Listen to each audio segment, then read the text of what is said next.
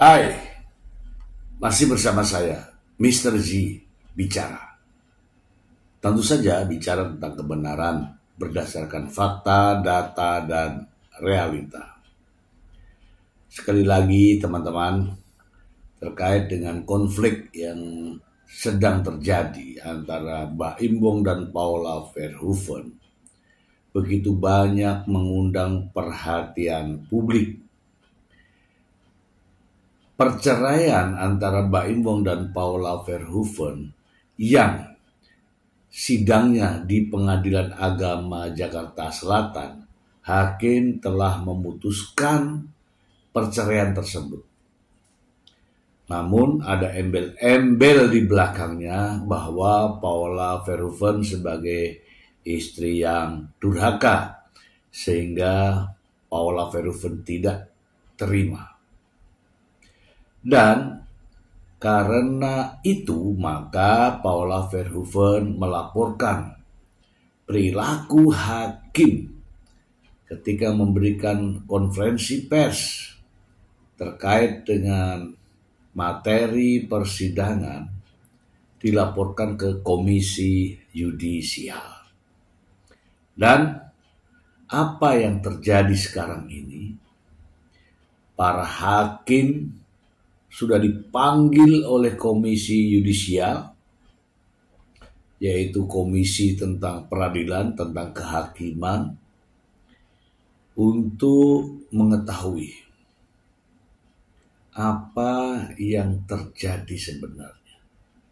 Jadi hakim-hakim itu saat ini telah dilakukan pemeriksaan, dan terkait dengan kasus ini tentu saja ada sesuatu yang terjadi.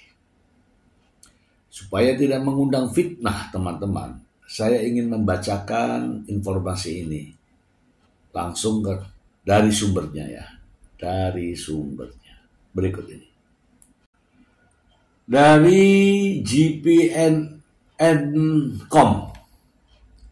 Buntut laporan Paula Verhoeven, 3 hakim Pengadilan Agama Jakarta Selatan diperiksa Komisi Yudisial. Ini hari ini ya teman-teman, hari ini terbit 0409, berarti subuh ya. Saya bacakan saja.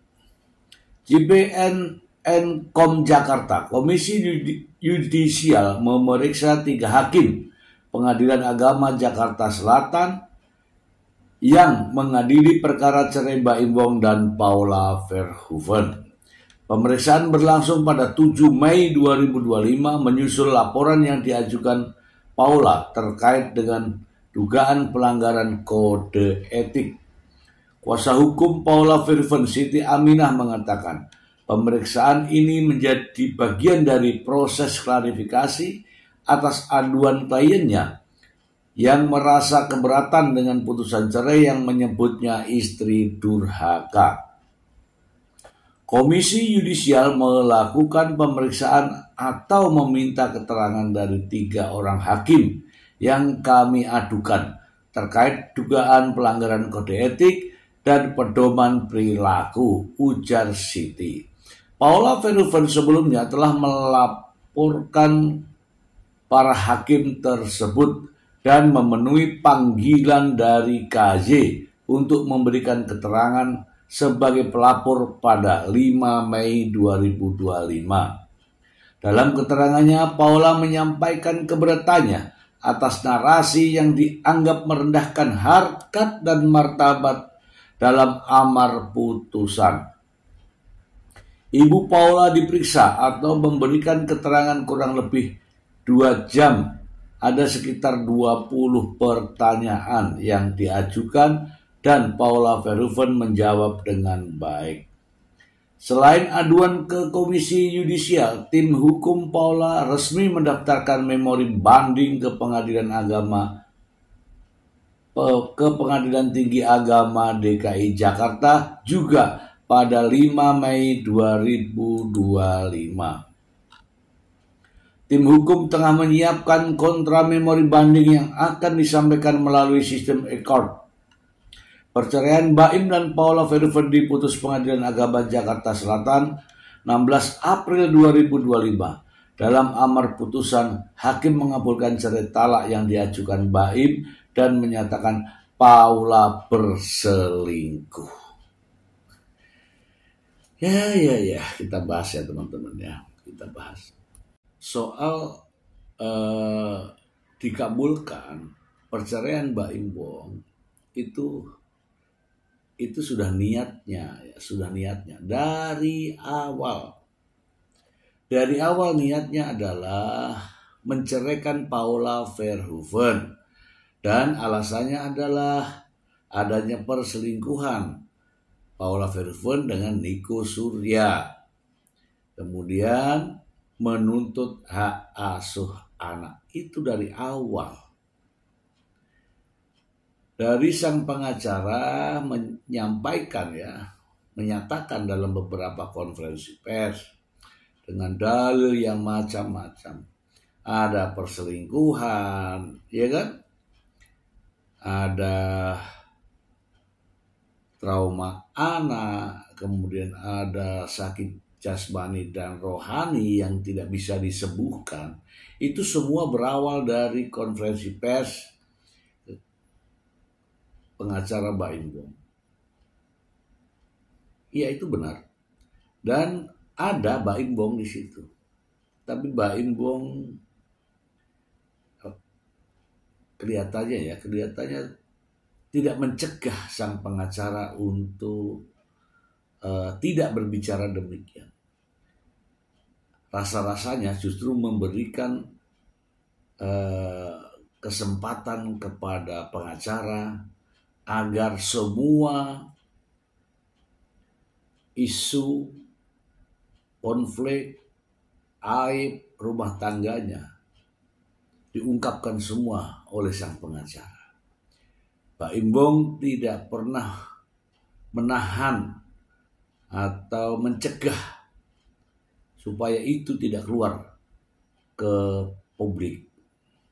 Artinya Pak Baim Wong merestui pengacara menyampaikan semua ini. Termasuk informasi terkait ada penyakit yang tidak bisa disembuhkan. Itu dari sang pengacara. Nah, pada akhirnya itu semua ada di amar putusan. Ya, salah satunya istri yang durhaka. Ya, itu juga diutarakan terus oleh sang pengacara. Nah, ketika putusan dari Hakim Pengadilan Agama Jakarta Selatan, kita semua jadi, loh kok bisa sama ya? Kita semua jadi menebak, loh kok bisa sama ya? Omongan pengacara sama putusannya hakim kok bisa sama? Sementara omongan dari pengacara itu jauh-jauh hari sebelumnya. Dan hakim setelah itu menyampaikan bahwa putusannya nyaris ya sama. Artinya apa? Ya, tuntutan Baim Wong dikabulkan oleh hakim sesuai dengan apa yang diinginkan. Oke? Tuh. Dan akhirnya ini para hakim ya sedang diperiksa, nanti akan juga dinilai, kemudian dia akan diserahkan kepada Mahkamah Agung untuk sanksinya. Teman-teman, selain itu saya juga memiliki video ini ya, video yang saya juga kaget. Baru kali ini ada orang mengucapkan kalimat yang jelas dan jujur terkait dengan sikap-sikap dan perilaku Baim Wong yang konflik bersama istrinya, justru orang lain menilainya. Supaya tidak menjadi fitnah, mari kita simak videonya berikut ini. Bun, itu di FPPI mau membantu itu si Paula. Oh, Paula Baim. Kan dibilang kalau dia tuh kena virus HIV ya. ya. Terus Iya. ada dokter yang mau ngecek anaknya, maksudnya kena enggak. Karena kalau bapak ibunya HIV, 100% anaknya akan kena. Tapi kalau anaknya enggak, berarti BAIM itu bahaya bicaranya. Bahaya. Mungkin sakit juga ya. Oh, NPD dia udah jelas NPD tuh. Udah kelihatan sih BAIM-nya NPD. Narcissistic personality disorder. Seram. Jadi narsistik itu tidak harus mukul, tidak harus berteriak-teriak, tapi dengan cara halus, ngomongnya tajam gitu, terus menyakitkan, merasa paling hebat. Nah, itu NPD. Iya.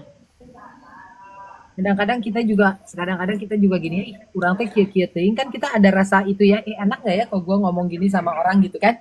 Itu tuh dia nggak ada rasa itu, nggak ada. Kalau mau dilihat ya, kayaknya si laki Mbak ini sama keluarga dianya sendiri dulunya ada masalah kayaknya sama ibu, kayaknya ya. Dari pihak Baimnya, Bun. Iya. Baim yang punya masalah pada orang tua dia. Ya, pada orang tuanya tertrigger pada saat lihat perempuan di depannya dia, nah seolah-olah itu adalah seperti sosok ibunya, ketidaksukaan dia gitu. Karena ibunya kan nggak pernah di-spill sama dia.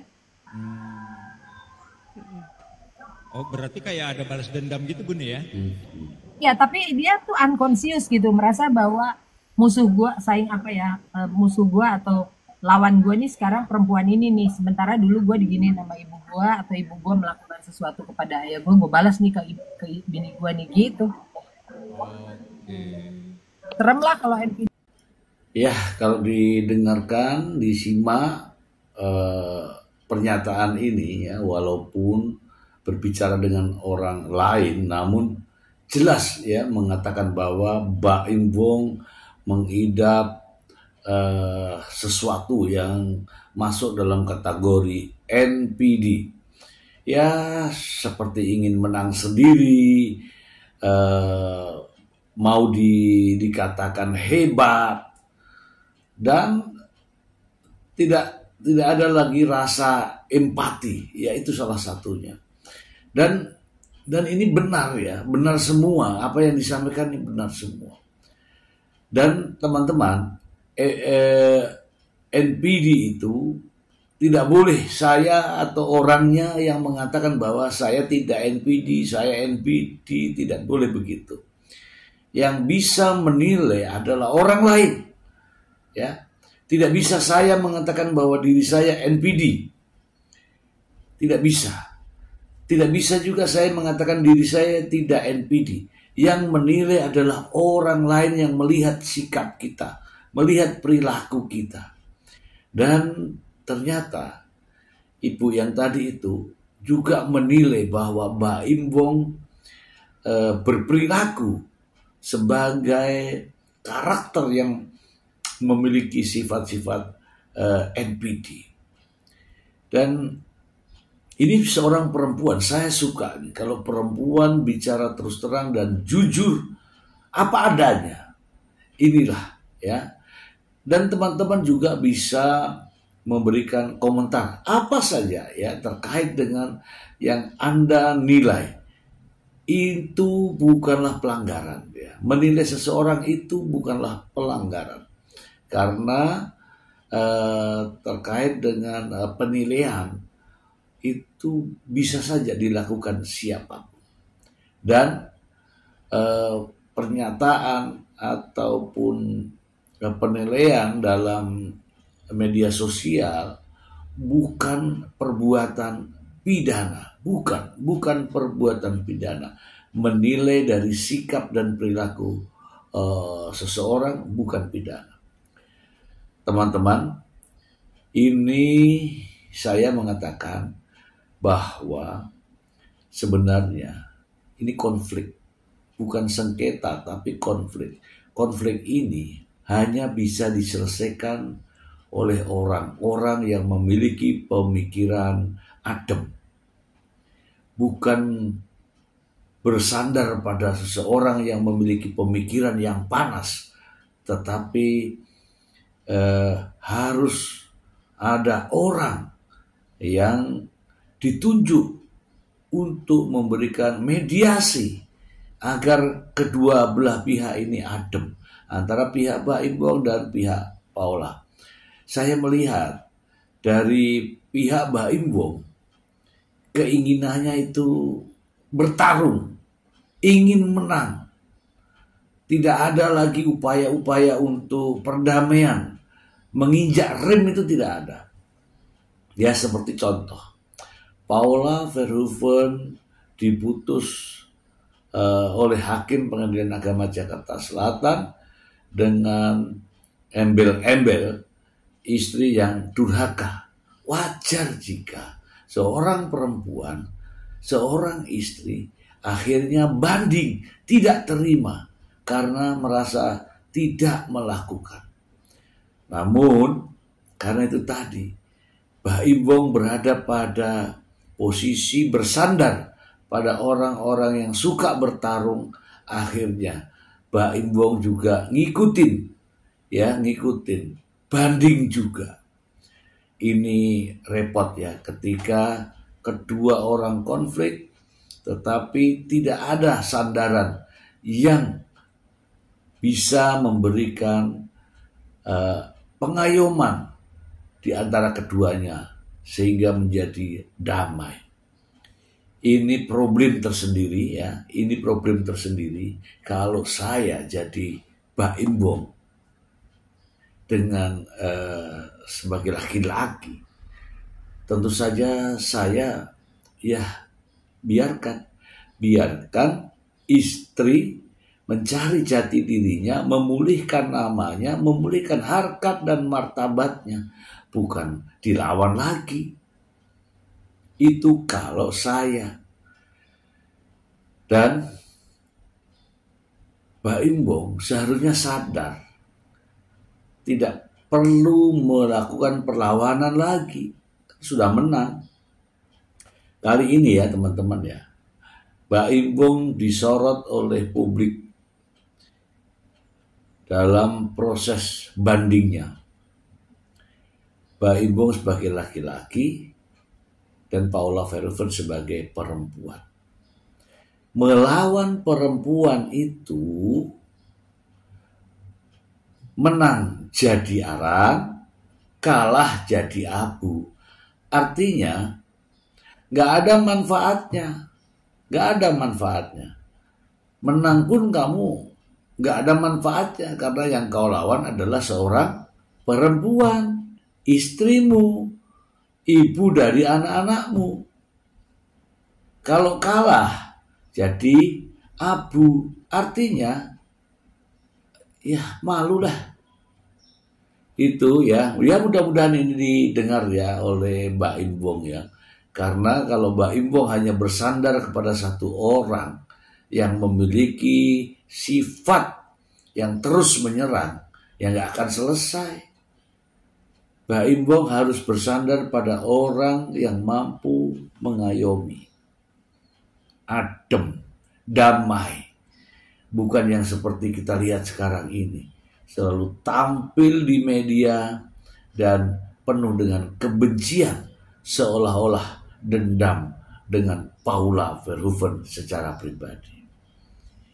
Itu yang jadi masalah sekarang ini teman-teman. Ini bukan hanya omongan, sekedar ngomong, bukan. Ini memiliki nilai-nilai dasar, yaitu apa yang saya lihat, yang saya perhatikan, dan inilah kesimpulannya. Semoga bermanfaat teman-teman. Terima kasih. Bye.